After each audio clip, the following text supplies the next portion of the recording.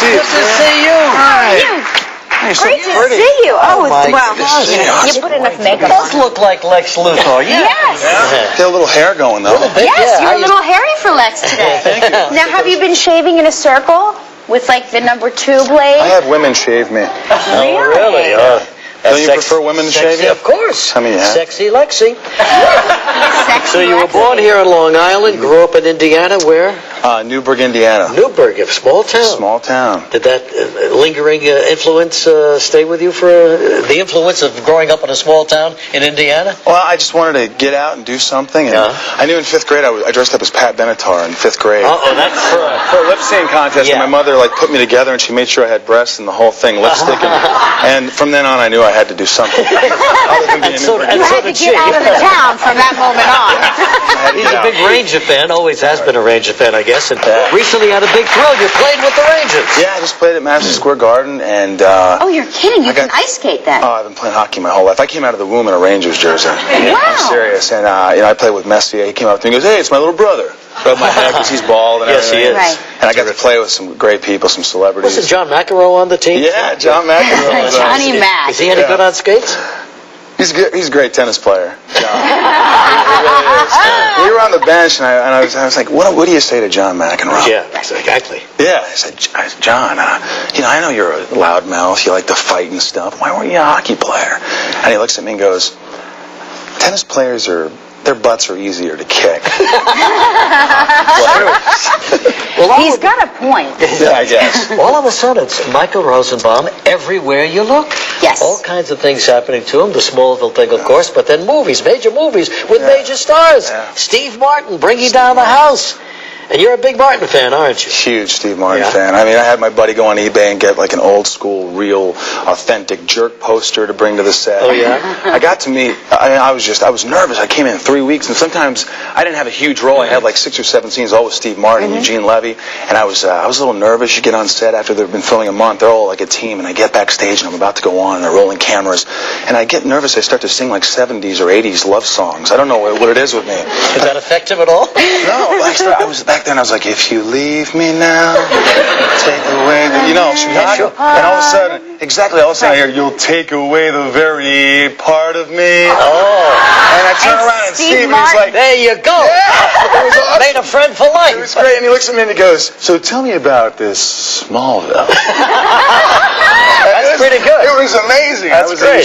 He made me feel so at home. And Well, not only the Martin movie, but there's another movie coming out with Christopher Walken. Christopher Walken, who's one of the great characters of all He's time. the best. I've always been doing impressions of Christopher Walken. All my friends always What made was me he do like? it. Yeah, but you had was- to be nervous. I mean, this is Christopher I was Walken. nervous because everybody says how weird he is. Right. And you know him, and I hadn't met him, and I was a little nervous, obviously, Steve and everything. So I got up and first day on Pool Hall Junkies, and I said, "Hey, Mr. Walken or Chris, my name is Michael Rosenbaum. I'm in the movie with you, and I'm an actor." I was a little nervous like that, and I go, "Should I call you Chris? Should I call you Mr. Walken?"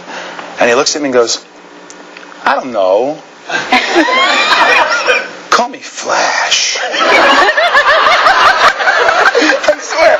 And I go, and then he walked away. And that was it. And the next day on the set, I go, "Hey, Flash." And I got it in with Christopher Walken. He goes, "Who are you?" Kind of walked off again. That's a good Christopher Walken. You know that he wants to have a TV show where he's a chef.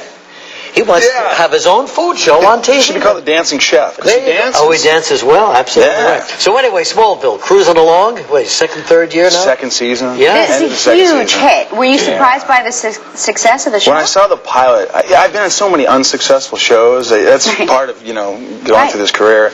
And I was on the Tom Arnold show. We were like the worst show in the history of the of television, maybe. And I love Tom. Yeah. But then I went to the, 5 years later, to the best show on the network. Yeah. Right. And it's such a treat to go through that, to experience, Good for the you. worst and the best. Well, Smallville is Superman's time while he's still a boy. Yeah. And he meets Lex Luthor when he's still a boy. Yeah. And here's a clip now with Lex actually telling Clark Kent, the young Clark Kent. And Lex is the best character. I don't think you really Well, he's get juicy, Yeah, he's so Played by juicy. Tom Welling. You heard He's that, telling Tom? him about his father. Yeah. Clark. My father was injured in a twister. He's in pretty bad shape. Oh, Lex, I'm sorry. Is there anything I can do? It's in the doctor's hands now. During the storm, my father was trapped beneath a column. If I hadn't pulled him out, he would have died. Before I did, I hesitated. I was thinking that maybe my life would be better off if I just left him to die. You saved him, that's the important part. No, my father won't see it that way. Forgiveness is not in his emotional lexicon. If anything, he'll probably see my saving him as a sign of weakness. What are you gonna do?